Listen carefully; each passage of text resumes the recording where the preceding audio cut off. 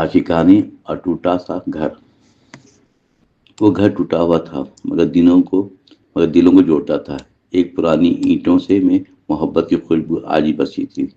چھت سے ٹپکا پانی بھی کہانی سناتا محسوس ہوتا تھا۔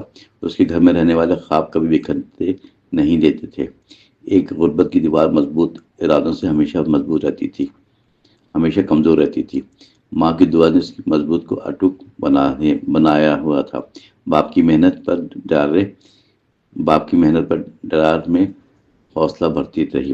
ہمیشہ مسلسل بچوں کی ہنسی چھت سے اونچی گونجتی رہتی تھی۔ وہاں وقت نے گھر کو توڑا مگر رشتے سلامت رہے ہمیشہ۔ یہ اٹوٹا سا گھر اصل میں خاندان کی پہچان تھی۔ اکثر راتوں میں یہ گھر کمبل بن کر سب کو ڈھانپتا تھا۔ دیواروں پر لٹکی تصویریں ماضی کی سانسیں سناتی رہتی تھیں۔ ہمیشہ آنگن کی مٹی میں قدموں کے نشان محفوظ رہے۔ برسوں تک ہر درار نے صبر کی ایک نئی داستان لکھی۔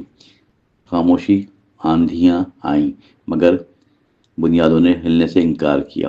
ہمیشہ چراغ کی لو کمزور تھی مگر اندھیرے کو ہراتی تھی۔ اس گھر نے سکھایا ٹوٹنا الگ بات ہے، جڑنا الگ معنی ہے۔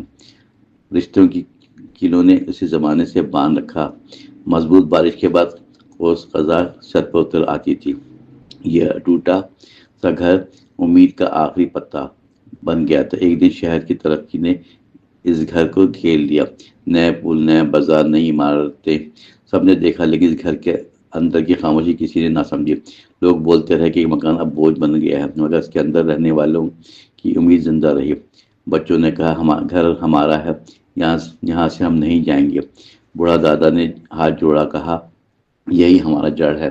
اس گھر کے کمرے میں ہر چیز کا اپنا مقام تھا۔ کتابوں کی خوشبو، کھلی کھڑکیوں سے